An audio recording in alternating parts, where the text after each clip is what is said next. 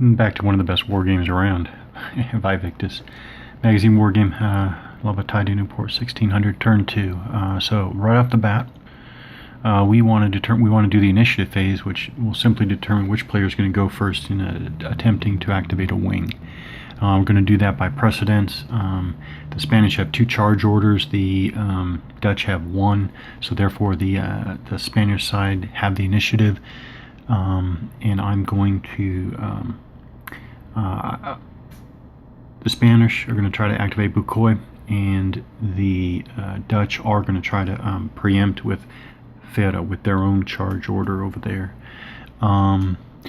Before I continue on, want to emphasize 2 basic things. Just kind of review. A unit moves, which includes firing, or rallies. So you should never have both. So a rallied unit should never have moved in the same turn. And if a commander helps with rallying, the commander does not move. Yeah. Okay. So step A of Bukoy's activation. We have the preemption attempt. So Bukoy is activated. The inactive player, the Dutch, attempt to preempt this activation. What's of note is that Fera here, the Dutch commander over here, has a command value of 1. That's the one in the lower left. So Fera has a command value of 1, which is going to help him in his preemption attempt. What's relevant for the preemption attempt is we're going to subtract 1 for his command value, but unfortunately we're going to add 1 because the wing commander is adjacent to a non-broken enemy unit. The other factor is he's under a charge order, so that means 4 or less to preempt, and he rolls a 2. So Fera successfully preempts, which means that Bukoy is marked bypassed. So Fera successfully preempts, so he goes with his activation attempt. Step A is preemption. A preempting wing cannot be preempted, so you skip that. Well, there's nothing to do there. Order change. Now that's interesting. Does he try to change his charge order to a march order? Let's see. Again, he is stacked with a unit that is shaken, so no unit may attempt to rally. So that is not going to change. So under the charge order now, all units must stand closer. That's not necessarily bad, because this is a fairly aggressive move, I think, but the Dutch are pushing hardest here on their left, so ending one hex closer is not disastrous. There are units that are already adjacent. Ooh, I do have to remember their cavalry way over here.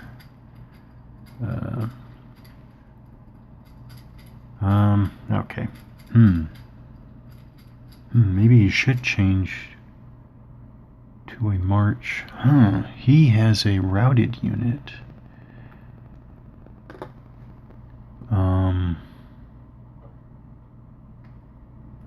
Let's see, if he changed it to march, Fera would have to go after 1, 2, 3, 4, 5, 6, 7. Actually, he could. I guess I should. Okay, this is the whole view. Fera has this cavalry way over here, but this cavalry should be in command, because he's in command to here, to here, to here, to here, to here. But he has the shaken unit with him, which if he stays with the charge command, nothing is going to change. But that's not necessarily bad, because this other infantry is going to move up. He has this routed unit back here, and that's the cavalry there. The cuirassiers. If he doesn't do something about them, they can pretty much be written off, because it's 1, 2, 3, 4, 5, 6, 7, 8. Well, almost written off. Actually, almost written off. So maybe he should not. So if he if he doesn't change, or attempt to change his order, he's not doing anything about them. If he tries to change it to march order, then he can race over here.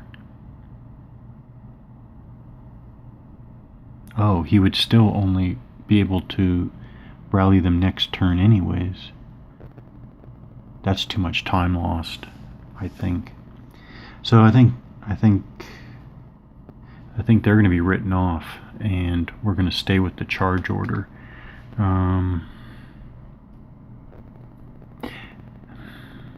Yeah. Of course, they could try to change from charge to march, and then kind of try to sit and wait for the Spanish to come to them. But no, we're gonna stay aggressive. We'll keep the charge order. Now we go to unit action. This is where every unit will move or rally based on the restrictions of the current order, meaning they have to move closer to the enemy.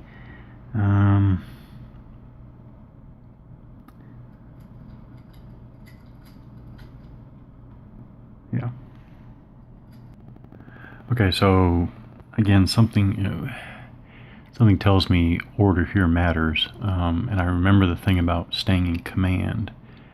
I guess the way to, I guess you just have to watch that. But anyways, I think the first thing I want to do is I want to fire with the artillery. Again, it doesn't, artillery never moves, artillery doesn't spend MPs to fire, and it's always in command. So there's not an issue. It's only an issue of line of sight. So interestingly, they could fire on the musketeers again that are disordered here. Or I think, well, I already checked, I think they can fire through the clear hex to the tercio there, because I don't see anything about target priority in these rules, like the artillery has to fire at the closer unit, although frankly I think that would be the way to go for this era, but I don't find it. So because I'm considering firing on the tercio is a double unit, let's review everything about double units. Okay, I think the relevant thing is that a tercio defends as a block. I guess that's the closest I get to the artillery firing on this half of the tercio is a fire on the tercio as a whole. There are no modifiers that apply, and so you just look on the artillery fire table for the range, which is 2 hexes there. Oh, that's where it would make a difference. But anyways, I called that 2 hexes, which is 3 or more to hit, which sounds like really good odds, but they still rolled a 1, so they missed. Now I'm not sure how to do this yet, but I think I am going to figure out a convention that works for me. But this artillery is firing offensive fire during its formation activation. I'm not going to flip it over because it does still get to fire once this turn in defensive fire. So I'll leave it like that. So I think that's that. Almost every combat in this game gives an outstanding illustration of the design. So the Dutch mounted arquebusiers started over here. They moved up here, spending 4 movement points to get up here. Then they took defensive fire from the musketeers, lost a step of morale. So the musketeers fired defensively, causing the Dutch mounted arquebusiers to be disordered. Then the tercio fired defensively and caused another loss of morale, which made the disordered arquebusiers become shaken. Then the mounted arquebusiers fired offensively at the musketeers. They spent 2 more movement points to get the DRM, plus 2 DRM, minus 2 for being shaken, which is on the marker there. So that's even. I think that was the only.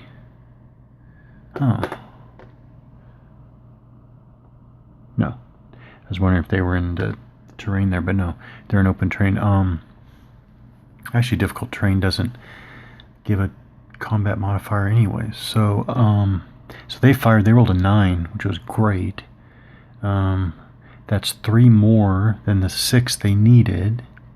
So that's +3. So the musketeers have to pass a morale check +3. They rolled a 3, +3 for 6, which is just barely equal to or less than its current morale of 6.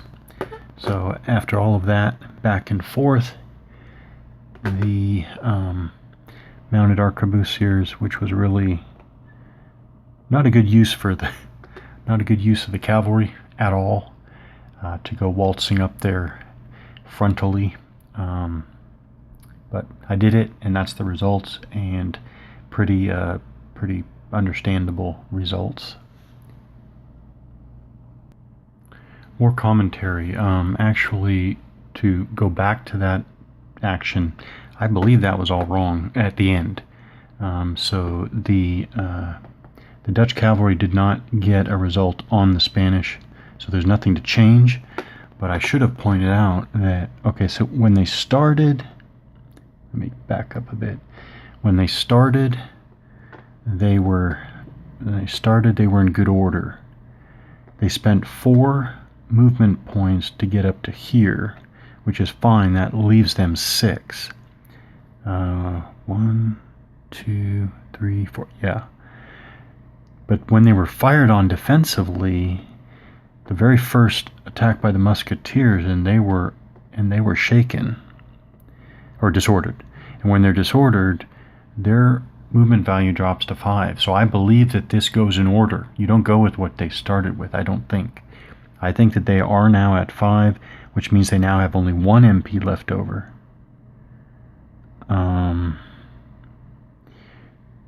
Which is not even enough to fire, let alone get the DRM. So then from the Tercio, they were shaken. And when they're shaken, they can only fire defensively anyways. So the moment they were shaken, they weren't firing back. So there shouldn't have been any roll back. Okay. Just to get all that right.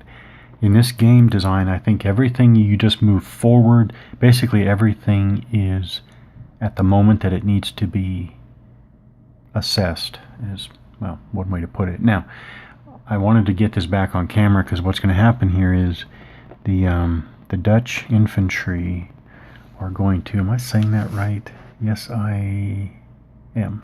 Yeah. The Dutch infantry are going to fire on the musketeers, which again, okay, barring any results, which is why I started thinking about the last combat there, they're going to fire, if possible, the musketeers are going to fire defensively back. Then these Dutch infantry are going to fire, and if possible, the musketeers are going to defensive fire back at them. Because they're starting, they have a movement allowance of 4. Each of them is going to spend 2 to fire and spend 2 to get the +2 DRM. So what happened here is that the Dutch infantry fired on, rolled really low, and got nothing. The musketeers fired back and missed as well. Then these Dutch infantry fired, and they rolled they missed as well. Then the musketeers fired back and rolled an 8, which is great. That's 4 more than their fire value. So the Dutch infantry have to pass a morale check +4. They rolled a 7, +4 to 11, which is way over their current morale of 8. So it results in a hit. All of that results in a hit in